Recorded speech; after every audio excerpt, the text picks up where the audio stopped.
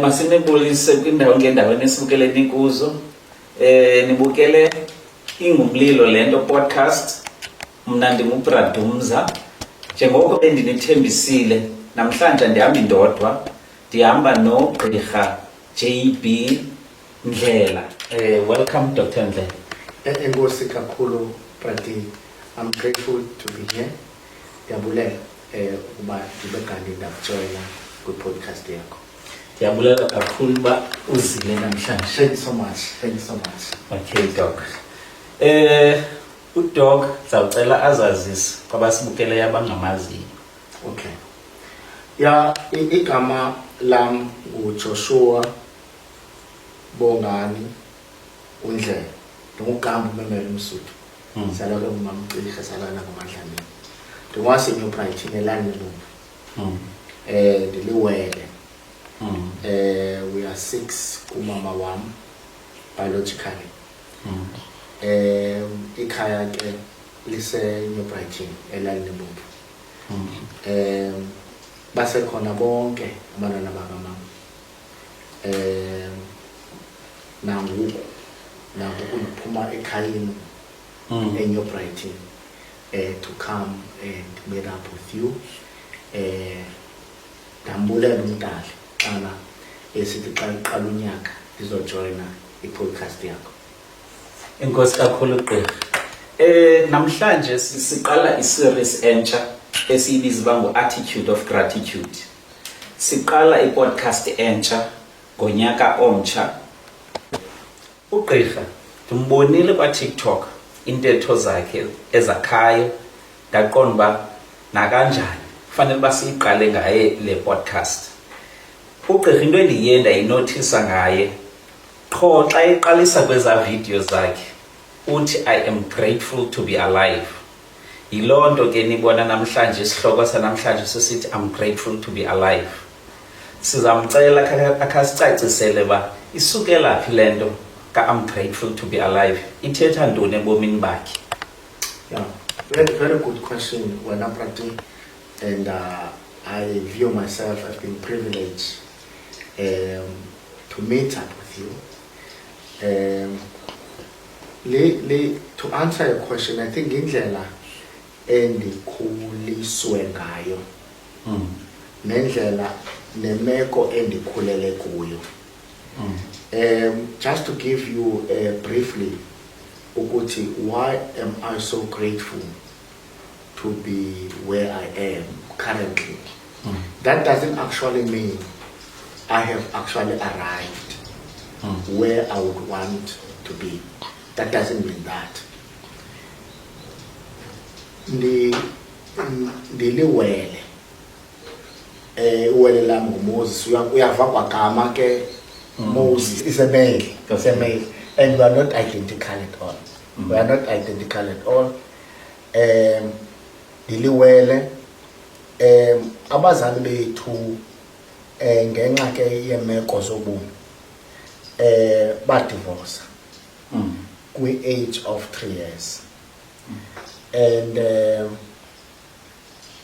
utata wam ondizeleyo biologically waye ngumfundisi. That is why uvigama lam lithi Joshua, igama lewele la Moses. Wasebhayibhileni. Yeah. So sa wadivorsa, we were 3 years of age at the time when my dad divorced my dad up a king. Ndaiva ke ndayiphanda nomkhotho was a king. Kabake the divorce asenzeka pa. So I was 3 years of age. Now kwenzeka into yoba ahambe wasishiya kunye notata sonke nomama, sorry, wasishiya nomama. Wabe umama ebe ngumuntu ozizamelayo kakade. My mom ndikhule kuthiwa umamam wayephangela kundawo kuthiwa seVal Orange. But Why? why at Dilpad, so Okay, yeah. yeah. So Directing the juice so. yes. But mna ndithe xana indiqabuka ingqondo ndabe wabe umamam engumthengisi we-fruit and veg, you know. So ndikhulele kwi-environment where my mom, I would see her evuka kusasa eyothenga iveji abeke istand. Ngela xesha ke kwakungekho any other source of income where mhlambi umama wam ebenokuthi ufumana uncedo phana pha. I must mention when Prati that when I talk about my mom, ndifuna nawo qwalasele into kuba andifuna ukunika umama wami credit ndithi my mom did this on her own. Kube khona abantu basecaweni abaye bamncedisa kwimeko owayekuyo. Okay, khona bakhumbulayo abo bantu. Yes. Since topic yethu sinombulelo phakathi. Yes. Sikwazi basibabize ngamagama. Thank you so much. Ukhona umama kwakuthiwa ngumama uMafana. Umama Mafana wayeneshop kwindawo kuthiwa kusePindays apha eZwide. Okay, ngiyibona iPindays. Umama ke lowo wayekhonza nathi enkonzweni but ekhokhelwa ngumama wami ngokwasenkonzweni. Mama wayeyileader yehlalo kuthiwa ngumhlalo. So la mama was very close to my mother. La mama ke ene business. La mama yayingomnye wabantu abathi bazokuma nomama ekuncediseni ukukhulisa abantwana. Sisigaba eso endiqonda uba kwakungela xesha ndandisafunda. So kwakhona kweyiphi level, lower primary or high school? We're talking about high school. We're talking about high school. Kwakhona nomnye utishara owayemthanda kakhulu umama wami. Ndisafunda eJivis Qabulane. Lo tishara kwakuthiwa nguMemxako, akasekho ke ngoku uMemxako. uMemxako wandithanda esikolweni.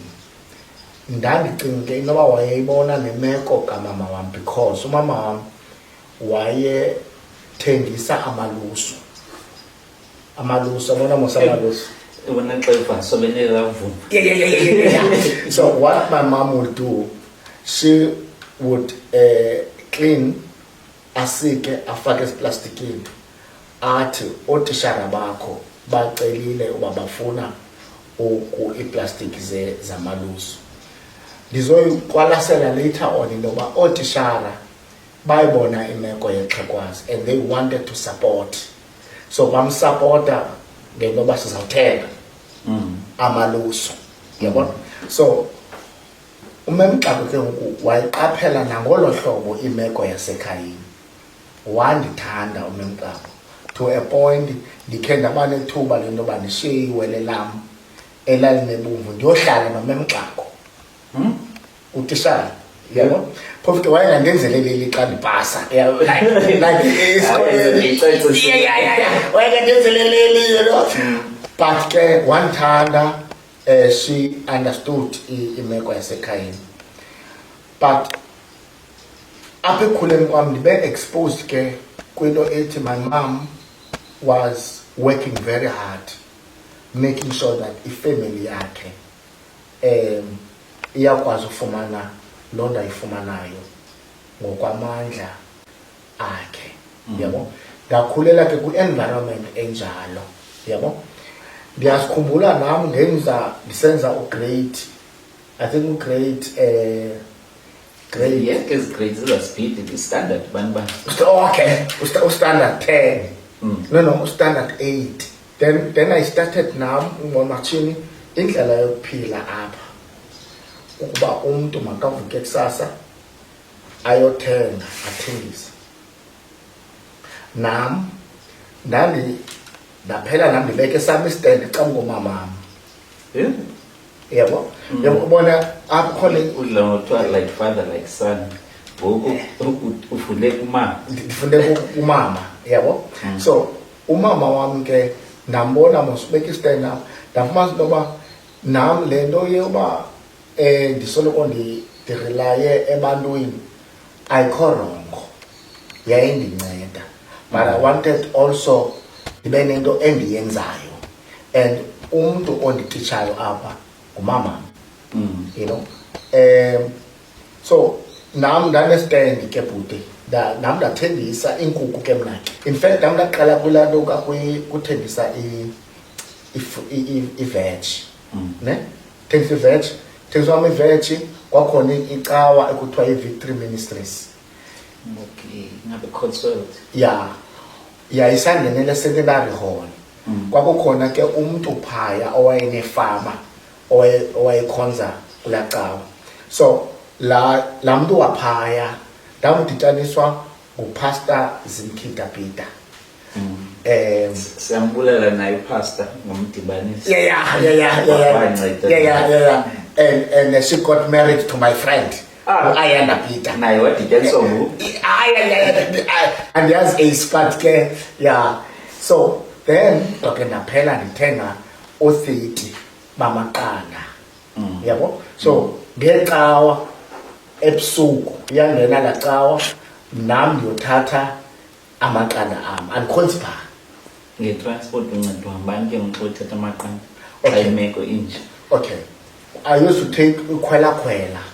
So i-centenary ilapha then nansi ilanduka, yabo. Akhula ke ngoku into yamaqanda kunye nale fruit and veg don't then kwakho inkukhu zesiXhosa.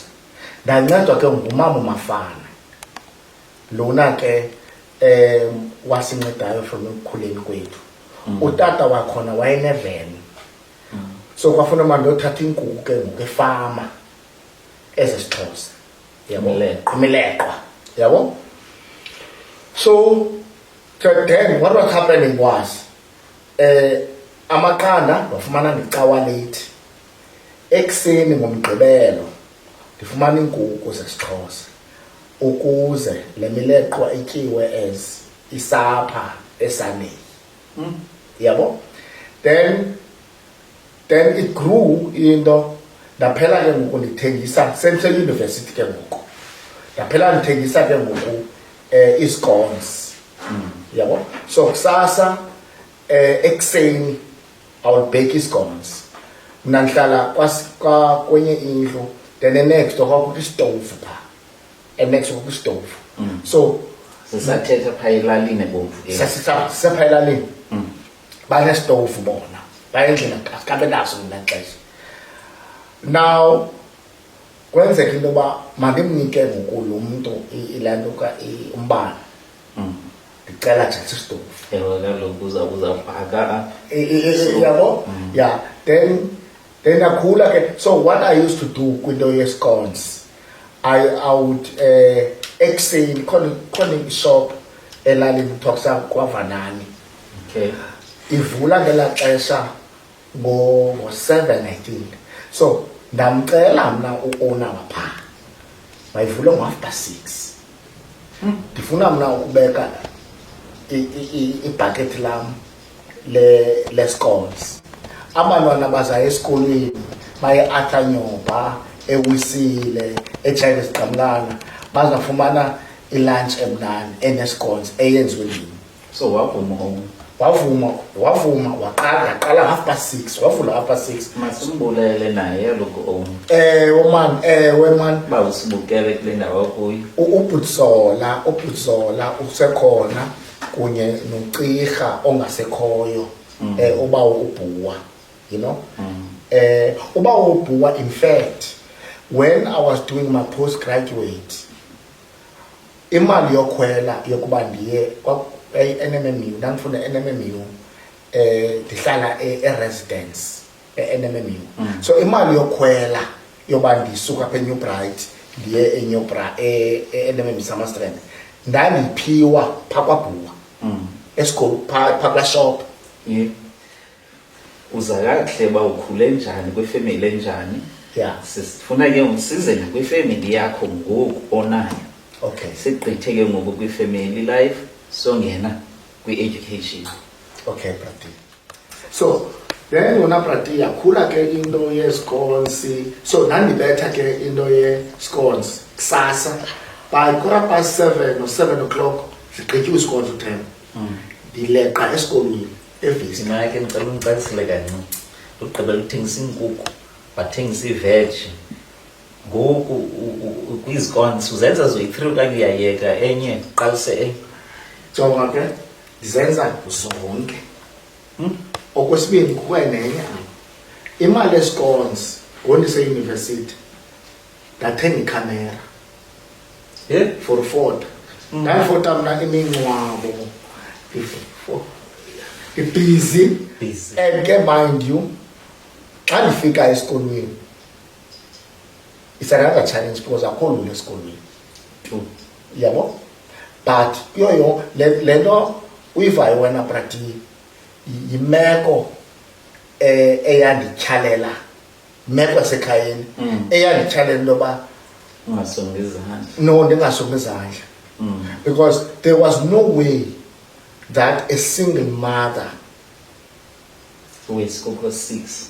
uyabona siyakhula, you know, and there was no way umuntu ongaphangeliyo athi is going to support all of us, you know, and not that I wanted to be a father in the house, but I could see man ukuthi ibhlungu lento yabo, and into ezandinceda apha uba ndibe nento endiyenzayo, but yaphela ke ngoku iba kum ke ngokulando into yoba I must be doing something, you know. So and then kwenzeka ke bhuti ndiyakhonza ke nangelo xesha, you know, ikhona omnye umhlobo wam ongumfundisi ngoku phaya ecaweni ekuthiwa ngumfundisi uMavakala, sasikunye Sunday school. Ebeqala ukuva kwezi veki zipheleleyo ukuba why ndandingazange ndim-invite ekhaya ngexesha sikhonza. Yazi lo meko. Hey, already Yo, ukhombe lo mntu yamoyikisela uba makakubona uhlala phi. yayinjalo Not that awufuna aze, but hey, kukho into angafuna azibone. ya ndanentloni na. So bendiqala umchazela ngoku umfundisi uba sikhula kunye kwintanga yam by age group, but ke ungumntu omkhulu, ungumfundisi, yabo. So bendiqala umchazela uba you know what, ndandisiya pha kubo emakhayeni abo, yabo, and bonke otshomi bam ndisarawundwe ngabantu abakhulu wena bangabefundisi almost bonke, yabo. So ndandisiya kumakwabo, right, but mna ndandibaleka into yoba baze, because ndandicinga ngela xesha man Azabona ihlazo. yeah, you know, Banqanda njani uba mabangayi? ndayibaleka bhuti laa nto. Bendingavumi kwinto because kuyathandazwa mos apha ecaweni, sothandaza ngaba bendiyayibaleka lena into, uyabo. But I managed to escape ezo zinto ezinjalo njalo, I don't know, but ndamanage. But the core reasons for that was I did not want them to get exposed where I used to stay. You know why when I party? Bensabona a picture. I wish then I know picture party. I'll show you that picture. La picture ufoto mna no sister wam newele lam umama wam ngasemva. Sihleli phezu kwe-couch. As a couch, because enyo bright, saya samuva from elalnebuvu, saya kwizindlu kuthiwa elundini, yabo? Sindawo. Apha ngaseyaya, ngaselalnemhlophe, yabo? So sikhona istrate kusemama, ahlala pha imama. Now, yayingu-2 rooms. Yayi-room yokulala, ne-room yoba kubukela uTV kuphekwe, yabo, so sihlala pha asinandawo yolala. Eza couch ezi ndifuna ukubonisa zona brati, ezi ndifote kunye nosista wam newele lam nomamam kuyo, ngeza couch sasilala kuzo eziya. Yho, Mna brati ndizolala icouch, ndizolala ebhedini xa kuthiwa unebhedi ngala mini ngengomso bandolukile nje ndiphuma ehlathini ndaqala ndalala ebhedini. yho. Ke ngoku siyahlekwa ke ngoku Yeah. abasimamelanga. Yeah. Cinga ke ngoku xa ulala ekhawushini wenza njani ke ngoku awukathandani namntu? I think icawa endikhonze kuyo did not want us to associate ourselves with this. So noba ndifuna ukwenza ubustoti ubu abenzeki apha endlini, benze ngapha kude, yabo, because as much as ke ndithi ndingumzalwane ndiyakhonza, but la peer pressure, this bhaqa nam ndiphakathi kwezaa zinto, asoze zize apha ekhayeni. And nam ndiyoyika nentoba ngaba ibonwe indawo endihlala kuyo. I-right bayaziwa kuJosh uba udlala i-Rat City Football Club, tontoni, uba kunwatywa outside apha endlini. And umama was very strict, you know, the woman was very strict. So uvela nodlala nesoccer football. Yeah, man, yeah, nadlala soccer. I was never good, and my twin brother was very good on it. Yeah, but my twin brother went as far as becoming a coach. Okay. Yeah, la time sasidlala kuyo wakhosha neza zabantu abangosisi. Yena he was very good. Yabo, was very good on that one. But yonke ke lando kula question buyibuza about being grateful that I'm alive. Isukela kwinto ethi I think umdali managed for me to survive what could have broken me. Ibone wena brati into yento kuba kuthiwa kukho i-parents meeting. You know my dad and mother, that amzange ngibone black and white. That's one. Two, umama mzange kha aye ku-parents meeting. Ibone lana xa kuthiwa abantwana baza nabazali babo esikolweni. Urepresentwa ngubani? Ukhomdiyani? Buthi ndithatha kwamntu apha elokishini, yabo. That could have broken me. Xa uzibala zonke ezi zinto nyhani bungomnye umuntu ngokugive aphile ebomini. Akho tatakho, so uyamazi ulazi how important it is intoba kube khona utata xa usoluka. Akho tatakho. Ubona your peers having their own fathers. That could have broken me. Yho. Hayi mane ndikhuza ndodwa. Ngiyafuna sike sigqithele ke ngoku kule ndaba yesikolo. Lower primary, i-Nancy higher primary wawuzifunda. Okay. Ndandifunda eJames Qamlani. Most of us abantu behlala ezivrandi, red location, white location, zonke ezaa ndawo zapha. Sasifunda kakhulu abantu abaninzi eJames Qamlani nase-Arthur Nyomba. So xa uphuma phela ku-standard 2, which is grade 4, ne? Yeah, then unyukiwe eWisile, kwisikolo kuthiwa kuseWisile. Now Sesikolo secawa okanye kuthiwe nje. yeah, andiyazi kamntu kuthiwe nje esasikolo, I don't know. So but yona uWisile iqala ku-standard 3 iyokuma ku-standard 6, then no standard 5, I think. But ke eJames Qamlani, so sifunda pha sibaninzi sonke, sibaninzi. No. My twin brother was there. Except ke ilowele lam. He is very smart. My twin brother is very smart. Smart like streetwise okanye ezincwadini. What is streetwise nasezincwadini ungumntu onjalo. Ndatshona mna uStandard B. Sub B.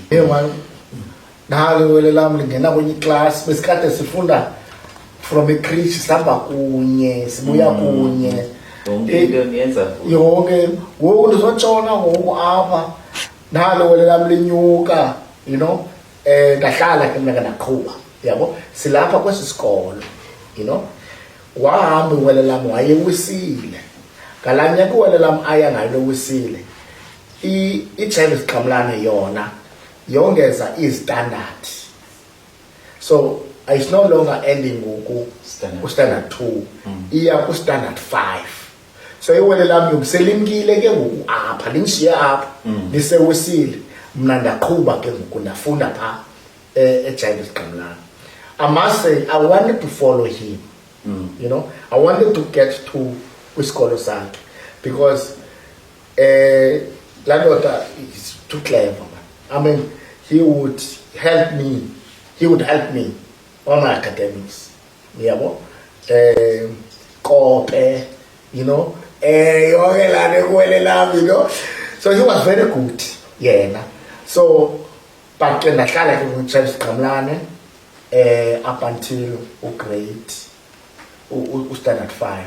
Then after, kwabakhona into endancedwa yiyo, and I must say, ndancedwa social development, you know. Ukuba kwakhona into yesikolo kwakuthiwa ukuba upase kakuhle eNtoni, yabo standard 5. Yonke ke lento iququzelelwa nguMaNxako. La mama wayengithathile. Yes. Yabo. Choose isikolo no. So that chose Brown High School. From elalini ebomvu, from ekuthengiseni inkukhu nentoni nezikons to Lawson-Brown. Yeah. Isikole esasisibiza ngesama model C. Yeah. Wangena from eKasi. Yeah.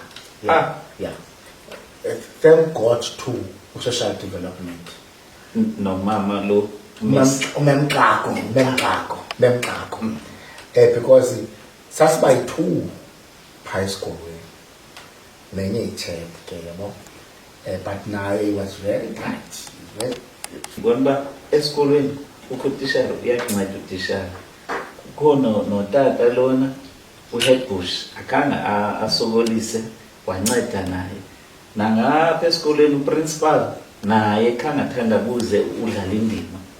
Kanti wenza kanjani thina secret? Njengomuntu ke okhulela ecaweni. I would say ngumdala. Yes. Because maninzi abantu kwimeko mhlawumbe efanayo neyakho but basokola umncedi abanamntu yabo. So siyambulela uThixo xa ekuvulela ingcango. Yeah. Then ke ngoku wafunda eVista. Yes. Usenza ntoni pha because Happy Field? Yeah, psychology. And the person who influenced me is Mr. Prince Dabula. He's a psychologist. He happened to become a friend yakamalume wam uBhutfumile uKilani. uBhutfumile Kilani wakhe wayeba seKapa wadibana kunye noPrince Dabula. uPrince Dabula needed to come to Port Elizabeth to come and do internship yakhe as a psychologist. So wayengayazi PE wadibana nobhuti bam phaya ubhuti wami uVumile eKapa. ubhuti wami uVumile wathi ekhaya, no, please feel free sizakuya ekhayeni. Yabo, ndadibana ke ngoku noPrince Dabula ngolo hlobo, yabo, ehlala phaya ekhaya, you know. Ndamazi uPrince, ndambona manje indlela enza ngayo izinto. when I was writing grade 12 wenza i-internship yakhe yena as a psychologist ke ngoku ndakhe ndayohlala naye eflatini apha eZwide location ndahlala naye so ndaba ne-interest man kule nto yabo because initially I wanted to do i-LLB yabo and please don't ask me why LLB, why did I choose LLB, but then ndaba ne-interest kwindlela uBlueprints ayiyo nendlela asi-articulate ngayo izinto acinga ngayo yabo ndaba uba ndayithanda le ndandifunda iincwadi zikaBlueprints ngokusenza grade 12 funda iincwadi zakhe ze-psychology and ndane-interest wade wathi kum boregistarisha lewe yabo so nda-applyela for psychology ndayithatha abanye abantu kuthiwa take a girl child to work mhlawumbi umthatha umntana umsemsebenzini abone uba kunjani mhlawumbi iba zintsukwana wena uhleli naye ixesha elide and awumaneli into ayixelelayo uyazibonela indlela aphila ngayo yeah and ndayibona and told me about many things yabo eyayindenza into yoba ndibe ne-interest kwinto to become a psychologist ndaphela nam ndirejistarisha yona ndafunda yona phaa eVista ndenza phaa eVista i-BA majoring in psychology then kwabakhona i-major kwakuNelson Mandela Metropolitan University kwamajor iVista University iseyila NNU yeah iseyila yokuqala eNantaba so ndangena ku-honors in psychology ndangena ke kwi-masters in psychology and then I also did my PhD in psychology. Le course le psychology kuthiwa ngenye yee-courses zoba funeka ukuthi ufikelele kule level mhlawumbi ye-masters uzube ungaqesheka otherwise xa usesezantsi kuthiwa ungathi awukafunda awukenzi into. Yeah, you know, it's something you are raising a very important point, especially for those who will be listening about psychology, want to become and work as a psychologist. You don't just finish a degree and then you become an accredited psychologist. You need to go as far as master's level. You know, once you finish master's level, you now write the board exam. Once you write the board exam, you get your license to practice as a psychologist. Another stream, abanye abantu, they go as far banze into a BPsych program. Bachelor of Psychology. Bachelor of Psychology.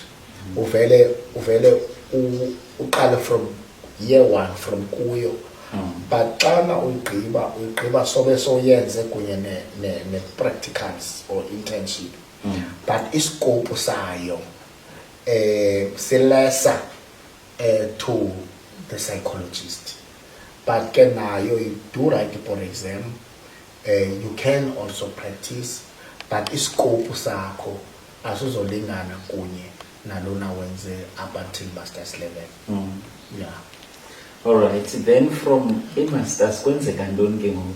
Usaqhubeka nemfundo ngifuna ufumene umsebenzi kule meko inje. Yeah. Now when I was doing i-Landupi honors Nelson Mandela Metropolitan University, which is Nelson Mandela University now, da apply for i-masters then that's honors the condoba about i-honors then ngene straight ko-masters. There's a lot of competition on Abrati. Akulula uvele ungene yabo. But sibaninzi abayithandayo le field. So kwakhona enye icawa kuthiwa ngicawa phakathi into zami. Hey mane kwakhona icawa I think yabelungu kodwa yabo. Now lo sisi ndibana naye eklasini yam uyinkosikazi yepasta yale Cawa. But upastorisha umyeni wakhe eCape Town, so Whitegate. Wenza i-honors in psychology. So silapha eklasini ke siyabuzana into yokuba sele ndifumene neleta yokuba ndideclining, I'm not going to do masters. Yabo? Sele ndifumene lo leta. So ingqondo yami yabethabetha ndiza kwenza ntoni thereafter. So apha eklasini ke siyancokola. So I met this lady. And then kind disappointed, disappointed. Yabo, why uthatha abantu abafunda ngapha kwezi universities thina siyewa apha, you know, gethe lona. So all of us out next year, I don't know, but I have to be doing something. Yabo, lamdana wathi lamdana uzondinike i-CV yakho. Lo sisi ndamnika i-CV yami, kanti kule viki uvizithela umyeni wakhe eKapa wahamba naye i-CV zami. So the following week xa sidibana basadibana kwakhona fumana i-call from Cape Town from kwi-organization ethi Hope Worldwide. Ethi no interested phakuwe ubani usinike i-CV yakho.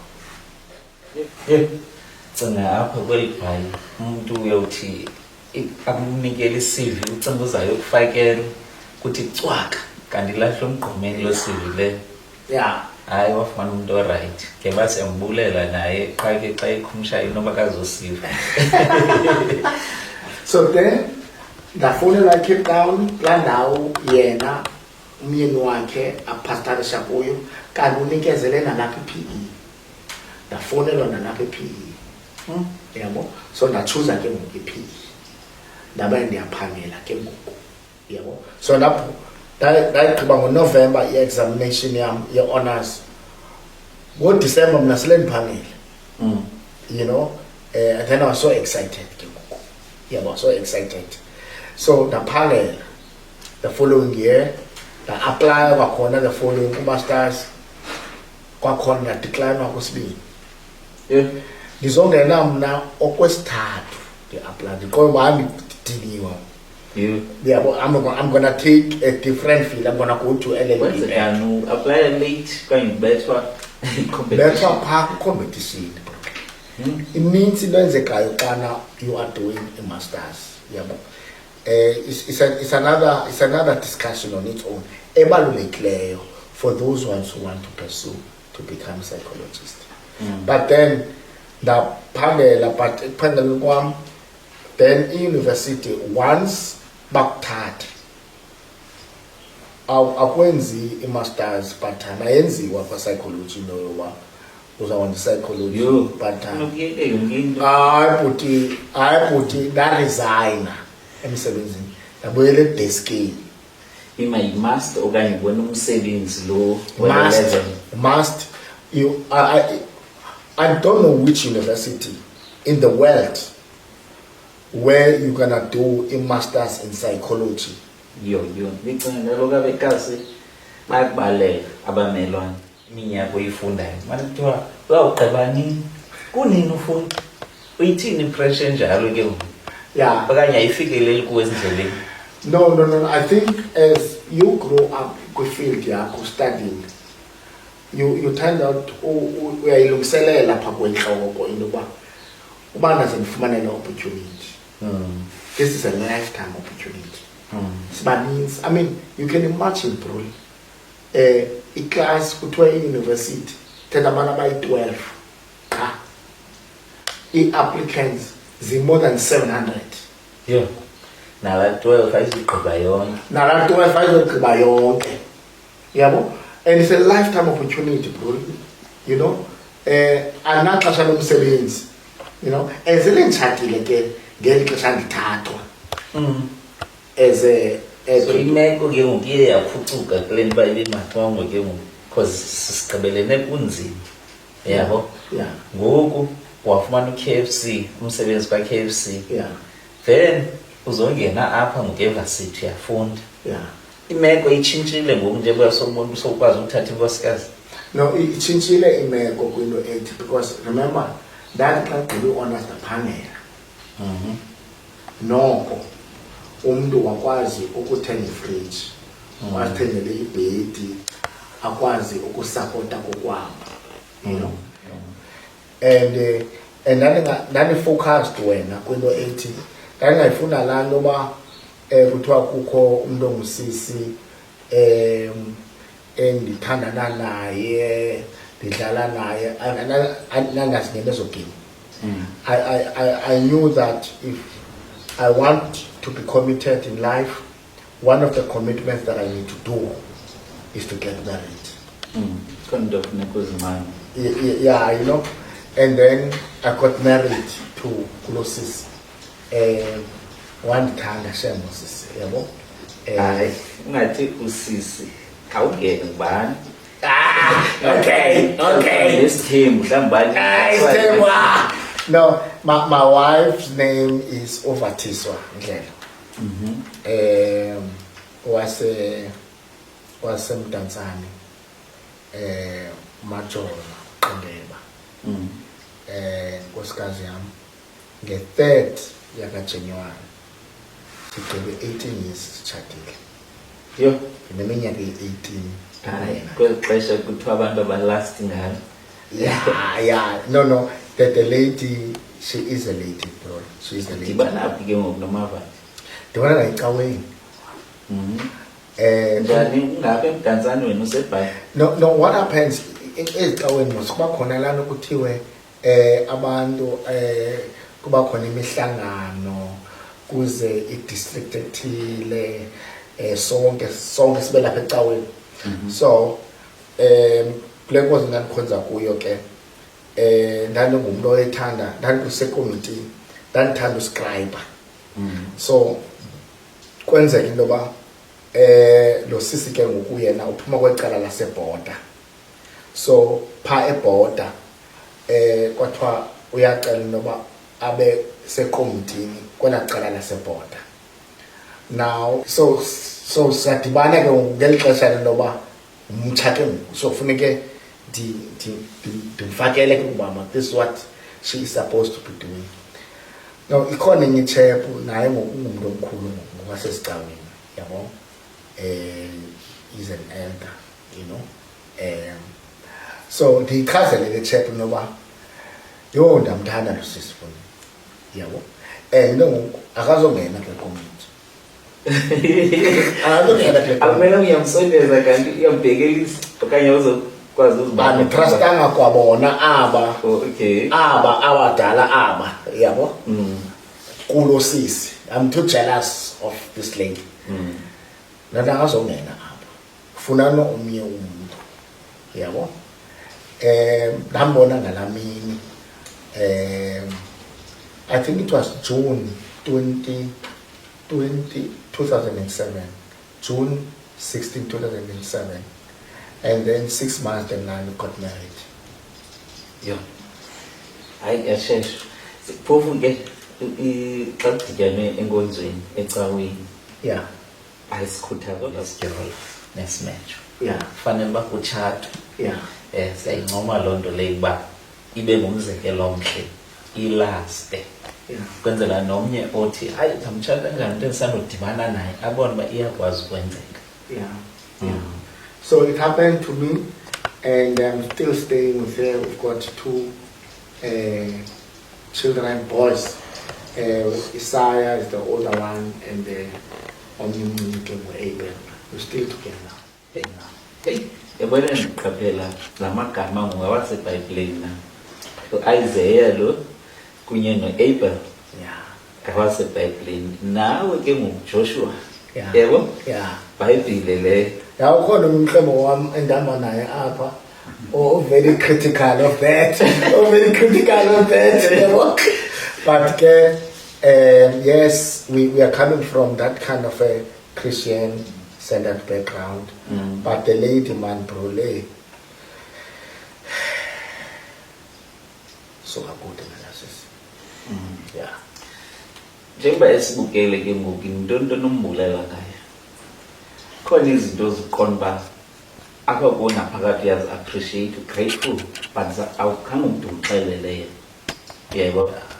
So into ekhumbulayo nje benye onothi kuye yabulela ngento ethile. I'm grateful for into ethile. Yeah, man. My wife, Ufati, I appreciate the fact that ube one interest yaleno ndifunayo bomini. My wife, when I met her, I told her I want to become a psychologist. My wife, nguye owathi kum, hamba esikolweni. I will look after your mother and our children. No competition, yet support. Waphangela yedwa, my wife, waphangela yedwa, supporting my mother and myself and my kids.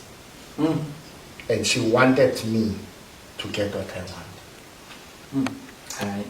You know, so I will always, what I am today, you know, abantu babona uNdlela, Joshua Ndlela, who is a psychologist. If it was not for Uvatiso, I don't think I would be where I am now. And the other thing, man, okay, she's not an angel, okay?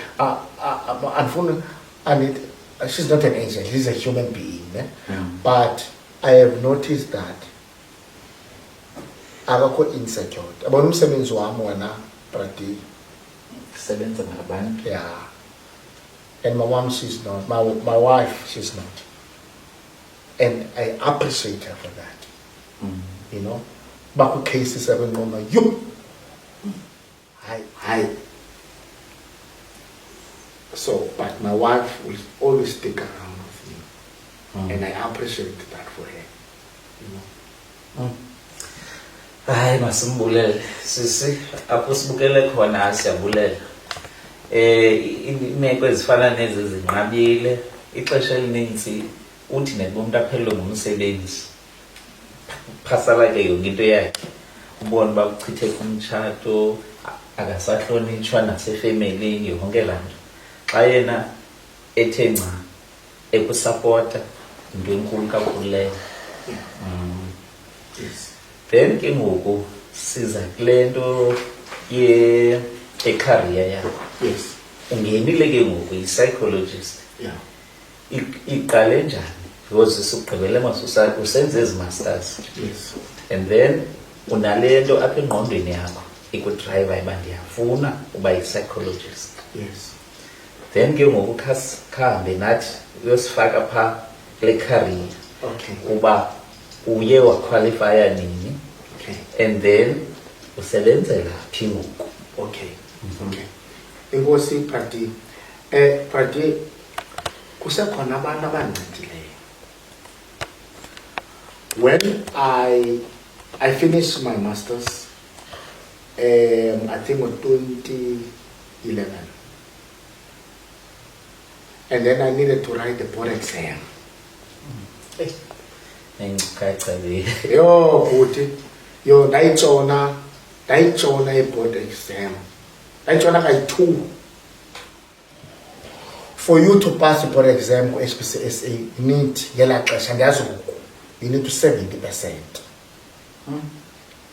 Ndafumana okokuqala 68%. 2% qha. 2% qha watsho. Jonga, ubhala ngoFebruary, ubhale ngoJune, ubhale ngoOctober. Hey, disappointed kakubi man, yabo. Ndayibhala kwakhona ngoJune, ndayitshona ngoJune, ndafumana 69%. Yo. Ngoba Unyusele nje ngo-1%. hayi ngomalume bemakisha apha. Ayanokhangela 1%. Hayi 1%, you know. So kwabe ke ngoku kukhona omnye umama. Thank God she's not working for Nelson Mandela University anymore. yena she will be listening for sure, uDr. Modi Ntanjana.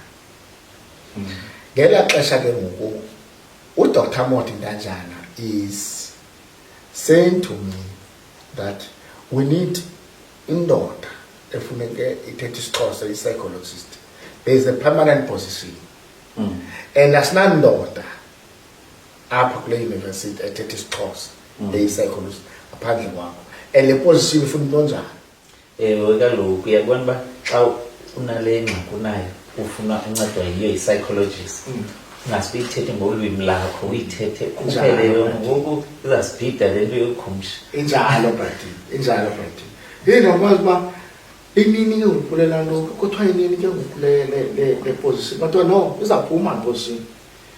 But unofuneke apply lapha sifuna le board exam. Uyipase. Ayipaselo xesha. Itshonile ngoJude okwesibili. Kodwa ayibhala ke ngoku no ndatyhafa ngo-October ukupasa ne ndatyhafa but ndabe ndikwi-contract work eMandela University. So I think ngo-2013 February ndayibhala okwesithathu ndamfumana na-70%. On the dot. Ayikavali ke ngoku i-application that they want a psychologist who's accredited. No. Same time, that can fumana la letter ithi tontoni nangena. Yabo. So I can imagine excitement ifika lo letter ichaza. Yeah, very excited. Then happened ke ngoku kube khona ndathi ke ndifuna uqala i-private practice. Yabo? Andazi mntu. Endinako ukuba ndingamcela. But ngixaye ebantwini.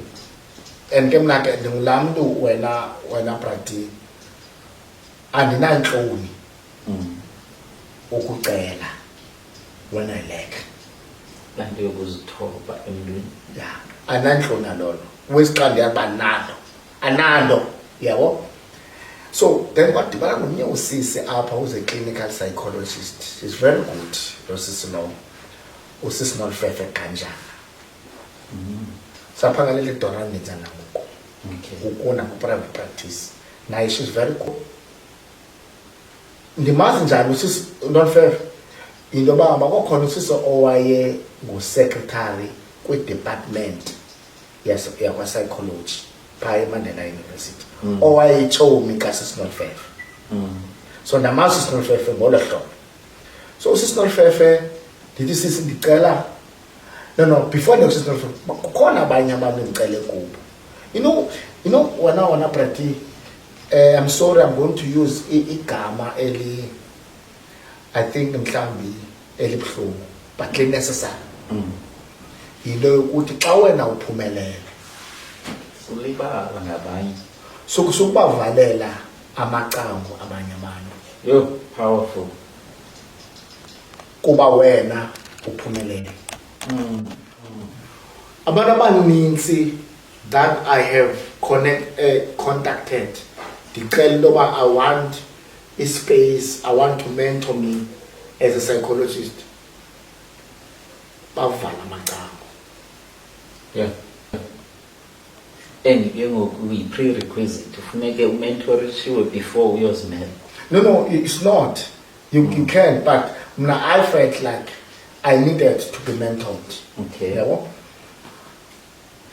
But that's another point that we as blacks, suba nomona ngomnye umuntu osemveni kwakho. Athi xa ekubona as a role model xana ifika kuwe umvalele amacango. Imbi loo nto kakhulu. Yabo. So then uSisi Nolfefe ke ngoku ngomnye wabantu ndiyathetha kunye nabo. Wathi uNolfefe, hey Josh, ndifuna unceda ana-space. Yabo, ayichaze uSisi Nolfefe. Yabo, athi uSisi Nolfefe ndinaye kodwa umntu wandichazela ngosisi that I always admire. uDr. uXawuka. Udr. Mabusela ngoko. why is a clinical psychologist wayebhase eMcIntyre Hospital sekhona nangoku. Usisi which is Dr. Xawuka Mabusela. Usisi zange nambona lasisi ngela xesha ndichazelwa ngayo ngosisi Nomfebe. Ndafumana inamba yakhe yeoffice yakhe eMcIntyre ndafowuna xolo ke Mandela University ndasebenzisa inamba ifoni yase Mandela University yabo ya ndamfonela wathi usisi no ndafona kula kuthiwa ubusy ne-clientele ne-consultation uzafuna wafona uDr. Mabusela Xawuka. Ungubani ndadana uJoshua Ndlebe angamazi akamazi uyindoda uthetha isiXhosa henke ndingabona nini yabo ethefuni that anytime wangiza namhlanje yayibona ke icinga lento uba nami njengoba iqala le uqombe kusekho izinto amalungiselelo ofuna uwenza awukho ready ncanca uyayibona yeah ngoku nawe usayifuna iqala lento yo-mentorisho and awukabikho ready I should think so yeah vele kuthiwa namhlanje awusatsho noba ngomso mamela brati kaloku mna akakandiva usisi uba ndifuna ntoni. Mna ndisafuna i-appointment kunye naye ndizocela apha kuye. Ndafika yaphuma iclient wathi usisi wayesebenza phaa hayi usisi ready for ukubona dale. What a warm reception. Wow. Uyaqala umbona nami ndiyaqala umbona xa igama lakhe lingumuntu owaziwayo apha kwisekile ze-psychologist. Yes. She has been there yabo. Kwakungu September 2012 wabuza usisi McIntyre 1 i-rent ayikho cheap andinazi assessment tools azange ndabona clients ya zaqala phi njani uDr. Xawuka usisi wabuza kuba ufuna uqala nini engoku noba umathidala because ucinga izinto wena rent yonke le nto uyibalayo i-clients andinazo bro ndathi wathi usisi man I've got long queues of clients up and abantu kudala belindile up and into endithandayo apha wena uzothatha abazali yena she's a child she specializes in child therapy uzothatha abantu uthetha abazali wena and baninzi balindile unoqala nangomso apha unofisini yajonga mamela defensive ke ngoku jonga sesimamela kaloku andiyazi uba yimalini ezayibhatala apha ngeziphi i-material engayisebenzisa ifoni zona who's gonna be doing claims watla sisi uDr. Xawuka watla sisi man usengumntana uyafika efieldini yafika fieldini kudala mna Josh ngilapha sebenzisa nazi into zami endisebenzisayo. Wow. Naba basisi sisithobeka baza kufunelela iclients hayi sasebenzisa yethu for into ze-claims wena ke ubona uzokwenza njani ndabuza uba sisi safika lapho into yoba ndizabhatala malini ke ngoku because kaloku kuseMcIntyre lapho but ngumntana akukabe namali ungabhatala apho sukubhatala wathi yokundibonelela wena xa uqonda ukurayithi usuka kulo ungakuvalelanga uthe xa ezibona uba akakwazi ukunceda usisinolfele wamvulela unye icala naxa ufika ngapha wamkeleka ngezandla ezishushu hayi kuyafuneka sibavulele bobabini ube nombulelo wenzayo lo ukuriferishe ngapha nalo no ndiyabulela bhuti uDr. Xawuka ndabe kanti ndiyaqala ke ngoku nge-5th yaka-October 2012 bona ke ngoku i-client as an accredited psychologist with my independent practice number. Okay, cacise kwabangaziyo khona nabanye mhlambi abase-high school abasafuna ulandela le field yakho. Xa usithi accredited psychologist, tell uthini? Once you pass that board exam, you become accredited. You are not allowed to go and practice as a psychologist ungekho accredited by HPCSA, which is a license like uqhuba imoto ungena license ayikho right. So ndandifana kunye noqhuba i-license, ndandiqhuba imoto ndine-license, I could actually practice because I've got the practice license, so which means I am accredited. So ndandiqala ke ngoku ukuba ukubona i-client ndine practice number yam endifumana nge-HPCSA endinika ilungelo lento yoba I can see clients. And I'm emphasizing this because mninzi umntu othi wenza counseling abe the person is not accredited. Yes. You know, irongo lot. Irongo lot. Banindlela bona bakwazi usidefenda ngayo. Ngoba HPCSA accountable. Yes. Anyway. Yes. Yabo. So ndabona i-client ke yokuqala nge-5 yaka-October 2012 from uDr. Mambusela, uXawuka, Dr. Xawuka. uDr. Xawuka, I worked with her for 4 years at McIntyre. I don't want even to mention into yobana ndibhatala malini kuDr. Xawuka.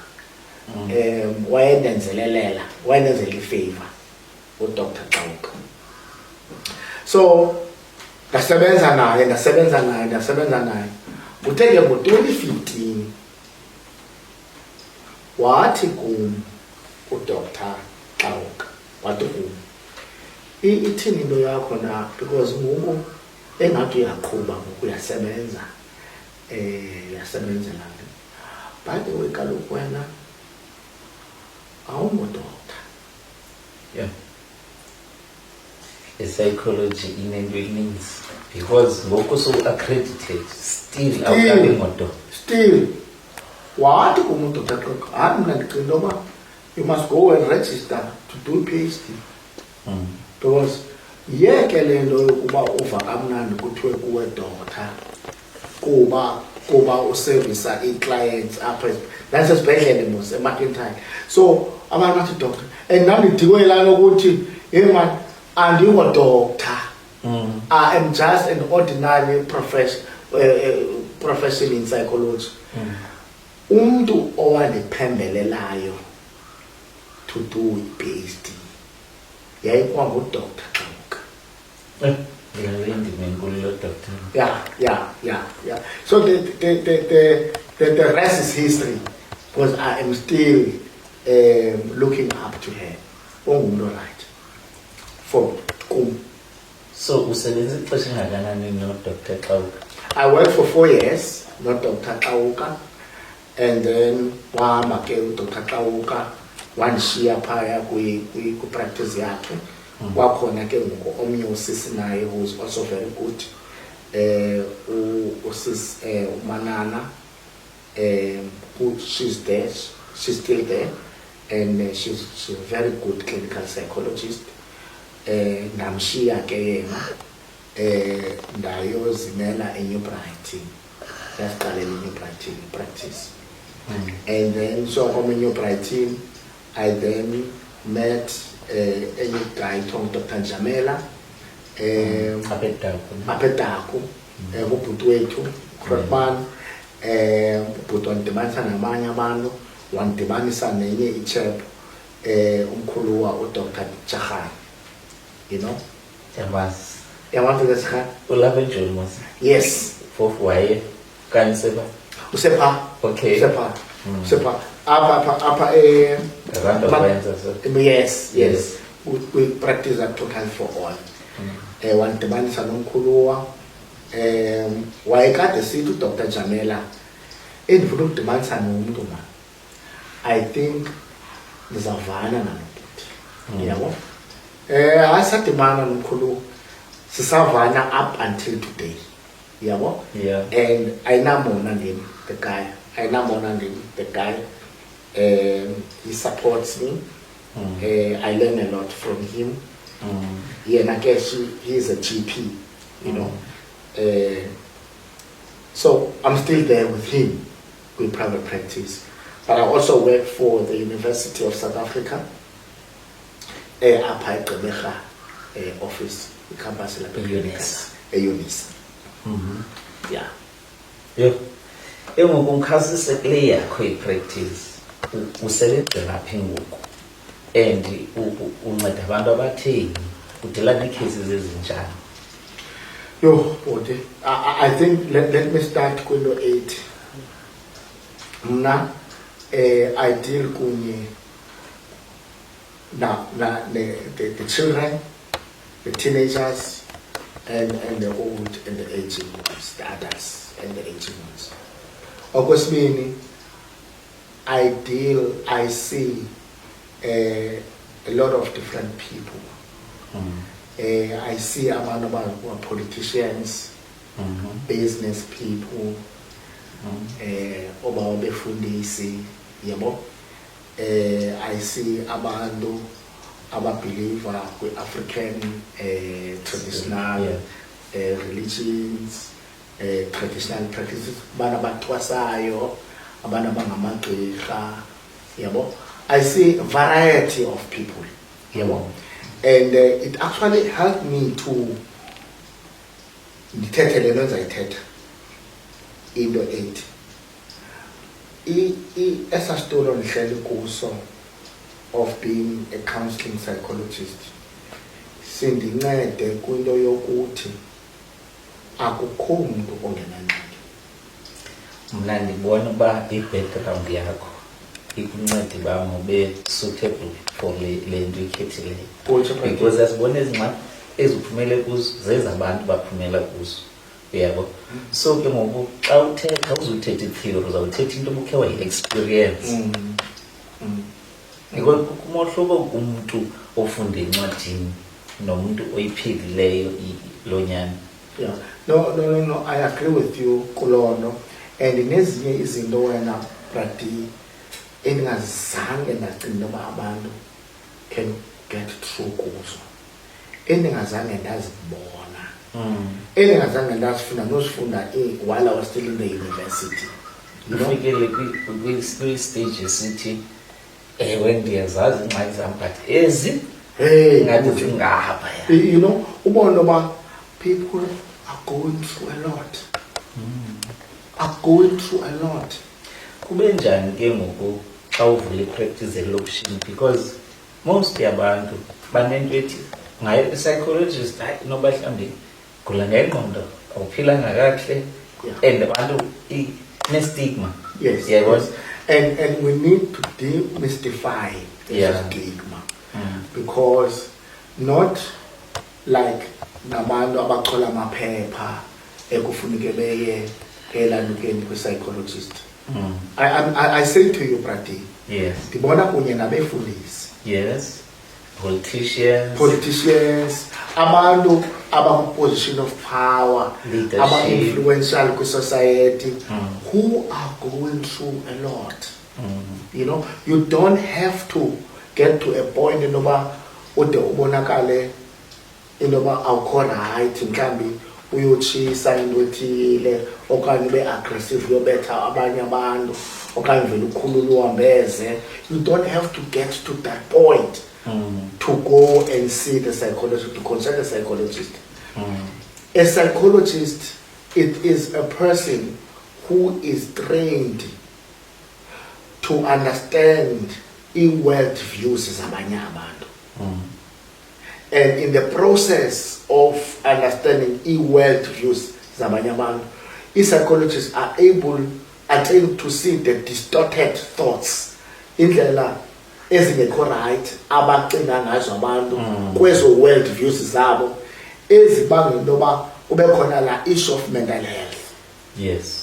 Ingxaki enkulu ke especially apha kuthi banyama. Yeah, because into xa uthetha nge-mental health you are speaking about it refers to indlela esivakalelwa ngayo emotionally nendlela esicinga ngayo ezibanga intoba sibe ne-adjustment problems ebomini yabo. Then i-mental health yona ithi it builds i-resilience yokumelana kunye neza ngxaki zakho. Because akho umuntu wena brati oza kusombulela ingxaki zakho. Nguwe oza kuzisombulela ingxaki zakho. And the psychologist is like umuntu okuguidayo, you know, in terms of what is the best way, best options ngokwe-world view yakho on how to deal kunye nezinto ezizisa uxinezelelo ngokwasemphefumlweni wakho. Now that's the mental health level. Laa nto ke ngoku i-mental health yona it gives birth to into ekuthiwa yi-mental illness. I-mental illnesses ngezaa zinto ke ngoku kuthethwe nge-depression illness, nge-anxiety illness, i-bipolar, yabona njalo njalo zii-illnesses eziya. Schizophrenia. Nalo unxibe ibhatyi afake itayi angazibhaqa enezo zi-mental illnesses esikwaziyo ukuncedisana kunye nabantu bethu to manage eza issues easy. You know, so I think the point is you don't have to xaba ufuneke ude uzibulale drugs. No. And into mna that I have learned kumsebenzi wami, I have learned into kuba laa nto ifumane laa bhuti uSeneto inomfumana nam. Because we are all human beings. And all of us are bound to be experiencing into ezawuzisuxinezelelo ngokwasengqondweni nasemphefumlweni. Yes. Kuye kungabikho right nomntana omncinci. And you cannot devalue laa nto ithethwa ngulaa mntana. Laa mntana is going through that. Abanye bethu bakhulele ku-divorce household. Yes. Balulekile ke leyo.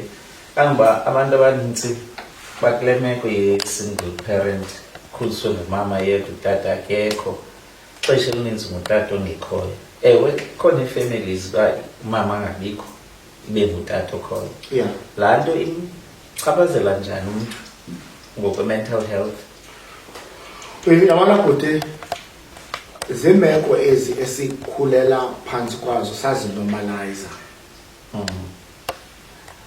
Akakho umntu ongamdingiyo utata okanye umama wakhe. Akakho. And awuzokuthi kuba ukhuliswe ngumama obekwazi ukusapota uthi because of lo mama ekukhulisile wakusapota uthi apha kuwe ubungamdingi utata. Uyamdinga umuntu ongutata. No why? Because kuba khona laa nto kuthiwa masculinity. Ube khona nento kuthiwa femininity.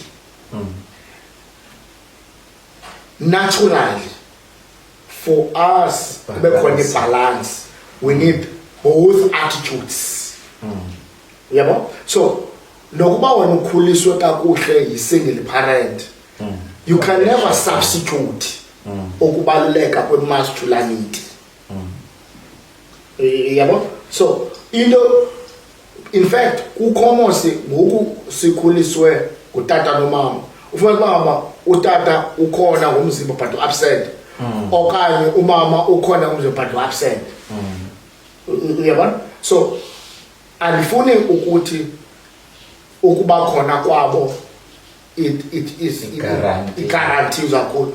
bayakwazi uba khona but babe absent. Yazi khona nenye into exhaphakileyo yoba umntana ukumama utata uyafuna umbona uyafuna ukuba nobudlelwane nomntana but umama usebenzisa umntana for ufrustrate utata. You know, it's a very good, very touching and sensitive. Then but the issue the issue, it is about the child. Sukusebenzisa umntana to fight your own issues. Umntana uyamdinga umama wakhe. Yes. Umntana uyamdinga utata wakhe. Ukungakwazi umanage i-issues zenu, you are starving la mntana. Rights zakhe. Ne-cognitive behavioral development yakhe iba starved ngenxa yokulwa kwenu. Because nina nifocusa kwezi zinto zenu, ni neglecte le nto ba umntana uyamdinga utata kwanye umama wakhe. So the issue apha mayingabi ngathi thina as parents. Iphinde ke ngoku le nto izawuchaphazela umntana ekukhuleni kwakhe, i-mental health yakhe ingabikho kwistandard esi-desired. Sibone ezi GBV ngoba umntana une-enga yale nto ibiqhubeka. Uyabona, true, zininzi zona izinto wena brati ezinokuthi zibe khona ngenxa yokuvalelana omnye womzali emntaneni. Inophuma kule nto uthetha ngayo ye-GBV iphume bula nakunto ba umntana uyadecline esikolweni. Le nto iyamtya ngaphakathi yedwa, aphinde ke ngoku abone results zisezantsi athukwe kwangaloo nto ba uDom zislow learner kanti affected yilaa meko. And yabona mama, a divorce household, what it does, impact noma izawuba impact iphumele kweyiphi i-aspect of life, but ine-impact Negative. A negative, yabo. But sometimes, even though it may impact a negative, depending ukuthi lo mntana associatewa ukhula nabani, ukhuliswa njani, then laa nto ibuhlungu ayi-experience leyo ijike ngomso. Njengoba iyi-curse ijike iyi-blessing. To get my point? Njengoba iyi-mess ijike iyi-miracle. Yabona, if I make an example of myself, not my client, Yes. is that ibuhlungu into yokukhula ngaphandle komntu omdala. Ibuhlungu. Ke ngoku umntu ugqibela uthi mos badivosile nina 3 years. Yeah. Njengoba ke ngoku edivorce udivorce wayohlala kude nawe, and then yanjani i-relationship kuni umane ezokubona visit kanye anibonani tu. I will tell you that. Ibuhlungu into yokhula ngaphandle kwakhe. But you know, ukungabikho kwakhe kuyandinceda. Because I know how it feels emntaneni wam ukungabikho kwam. Ukungabikho kukatata wam kundinceda mna kwindlela ekufuneke ndiparente ngayo. Do you see into yoba the negativity that I have experienced, depending ukuthi the people who are associating myself kunye bandenza ndijonge njani lelo. I-worldview yakho. Yeah, i-worldview yam. Le nto bathi abafundisa ujike ii-lemons zibe zii-lemonades. Yeah. So I actually feel blessed in the I have learned ezi zinto zibuhlungu, But at the later stage of my life, I'm learning out of them. Teaches me how to shape the way I should be parenting my very own children. Knowing again, indlela yokukhulisa abantwana is not universal. It's iba differ, but indlela mina ndikhule ngayo iyandincedisa eku-understanding indlela abantwana abanofilisha ngayo should I be doing into ethile. I must say utata wam ongasekhoyo, when I passed to grade 12, weqi. After how long? Ngiyalo ndina 3 years. Mina. So ugqiba grade 12. Grade 12. But after 15 years. Eqi boss. Eqi not. Eqi xeko yam. Yebo. And then thereafter saphinda sahlukana. Weqi after ndigqibe i-first degree yam. Ndava kuthiwa uhlala phi. Ndaya kuye. Kuba ngumlandi ufuna utatana. Ngumlandi utatana. Le nto bangaba yena uxabane nantoni kunye nomama wam, ya ndiyayibona ibuhlungu, but mna ndifuna utatana. And ndamcelela kumamam into yoba makabe khona ngalaa mini ndigradyuweyitha naye my first degree. Yakhona ke indoda enkulu. Yakhona. Kwahambeka iwele lam wamthatha utata wam. Kwelinye icala I was very bitter. Yabo. But iwele lam lenkosikazi yakhe, iwele lam bamthatha utata wam. Yabo. So apha ekukhuleni ke ndakhula nam. Ndayi-acknowledge uba buhlungu. And iwele lam ngutata wakhe naye, nam ngutata wam.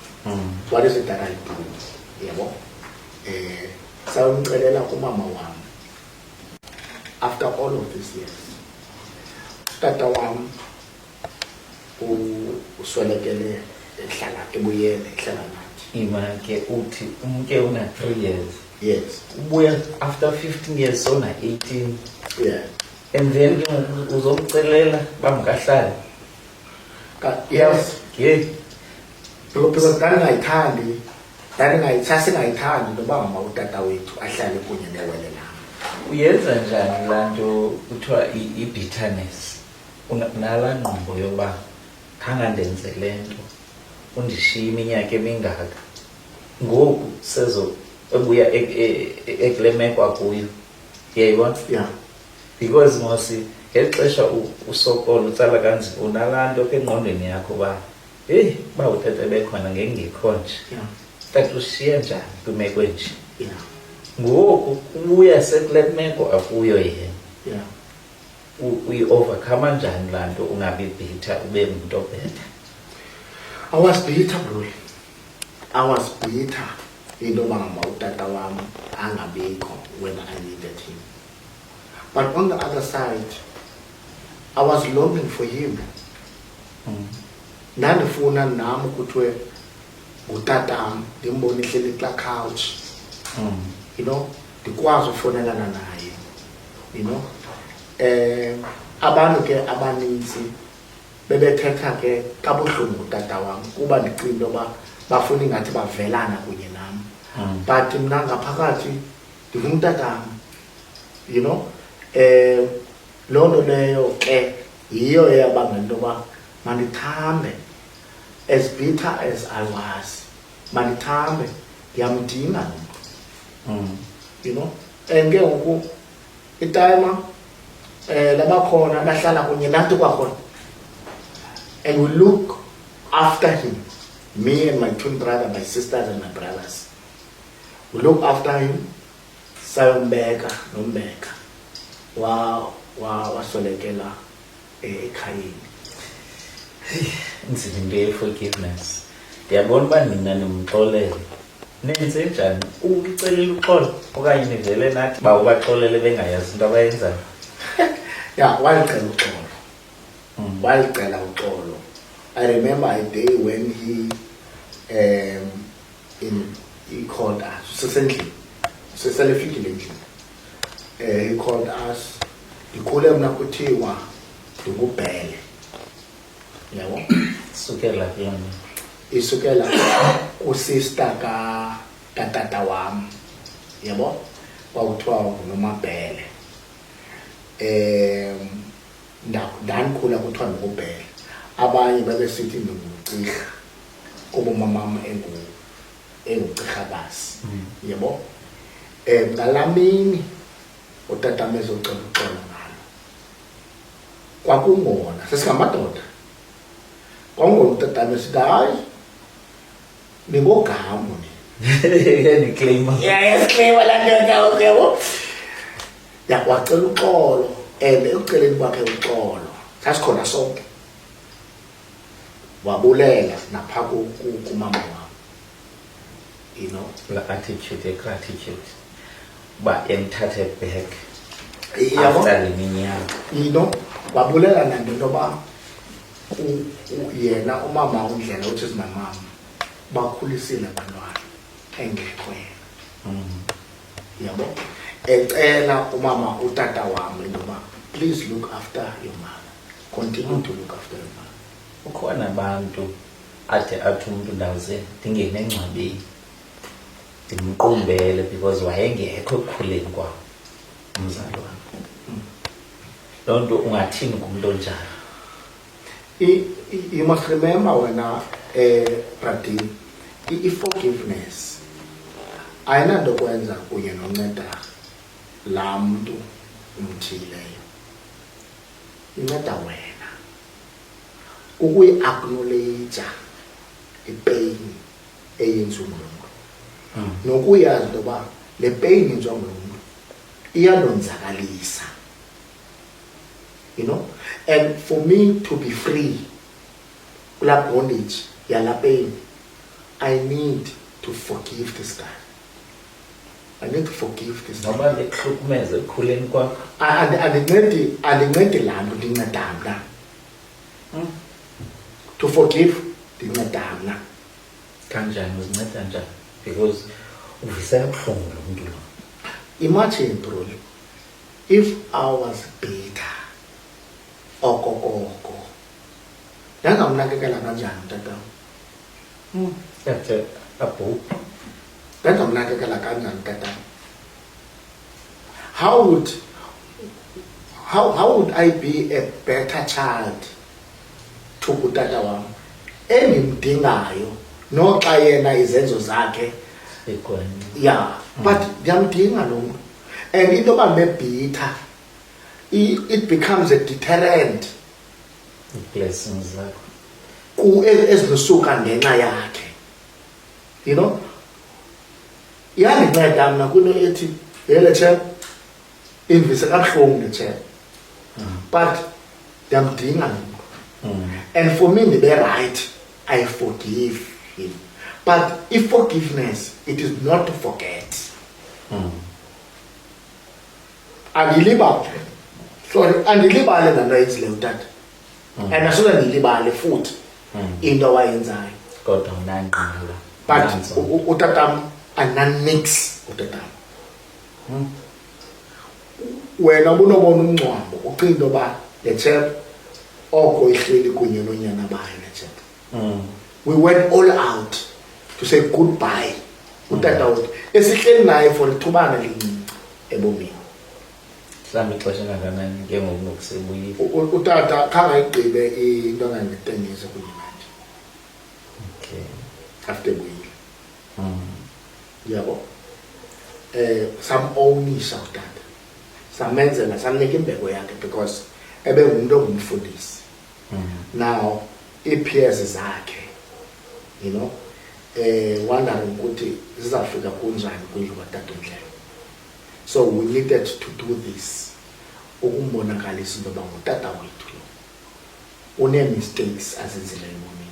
Ngutata wethu lo.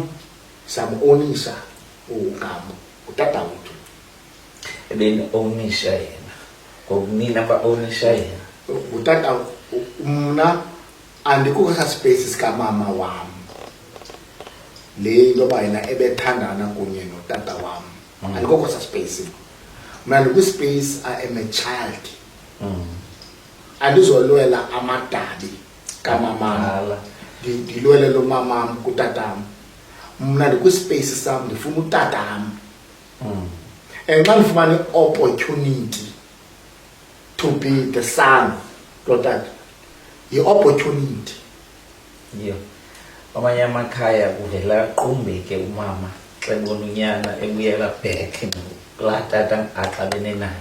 You know what my mom did? You know what my mom did? Emveni ba sixoxele newele lam ntonto nomalume bam uvumile sathi utata makabuyele back endlini ekhayeni eNyobrat sayothetha nomama wam. Andiyaniva wayengumuntu othethela ezantsi yabo andiyaniva uzolala phi ke kusekho ndawo yakhe hayi sathi hayi mama samlungiselela irompa samlungiselela utata irompa.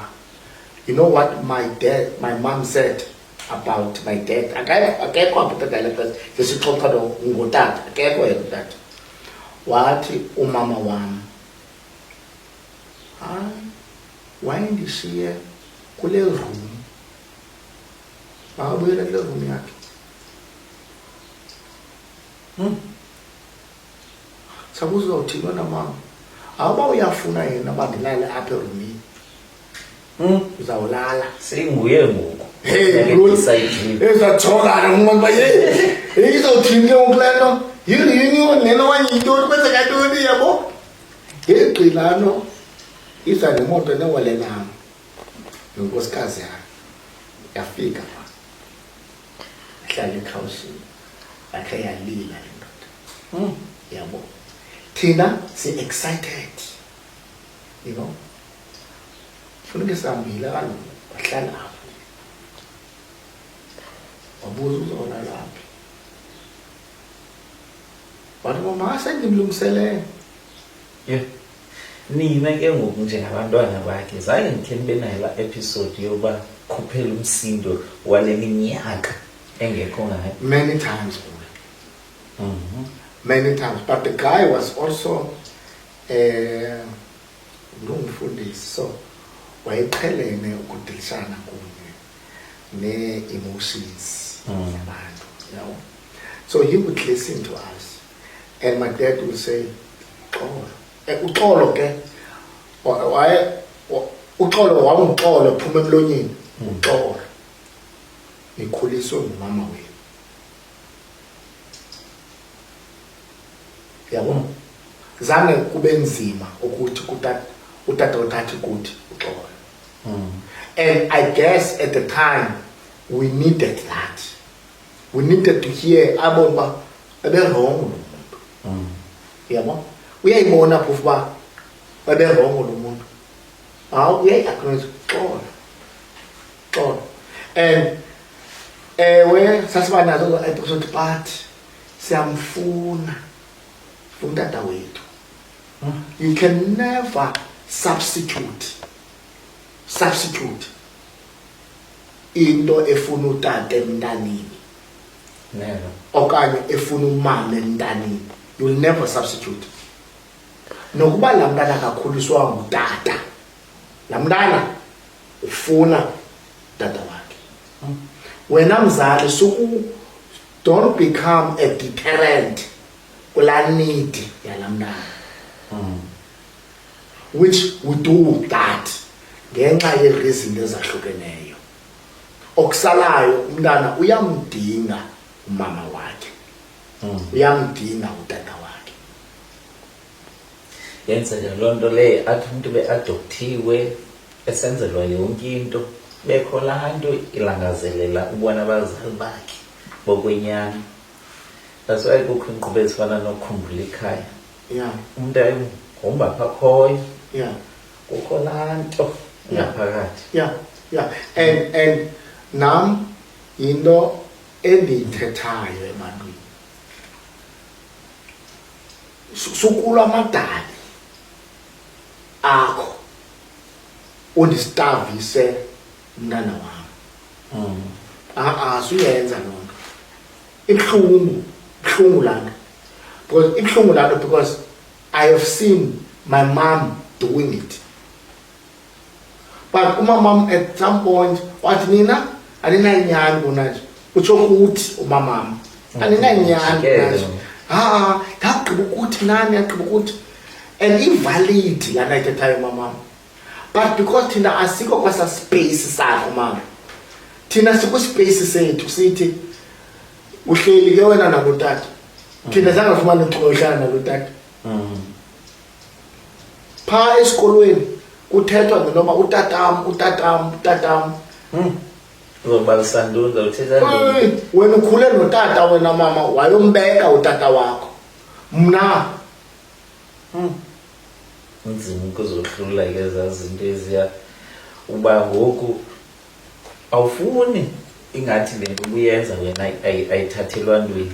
Iyafika yena uzothatha i-credit after so many years, but at the same time nabantwana bavuyela into yoba nathi ngoku sinotata. Inkupho tatatam le yoba athi utatam umuntu onikhulisileyo mama wena ningamlahli nimsabote. Khange ndibe khona mna ngela xesha benindidinga. This is the greatest thing I have ever seen in my life. This is amazing.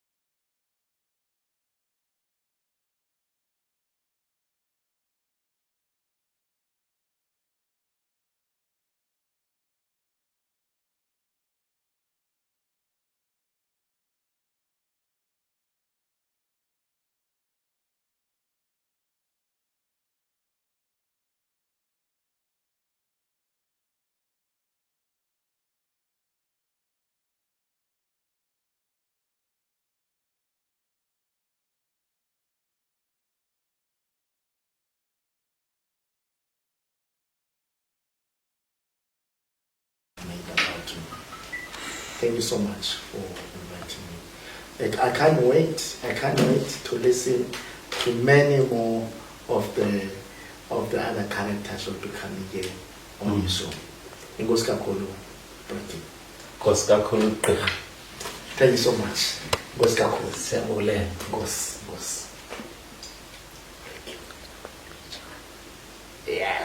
Yes.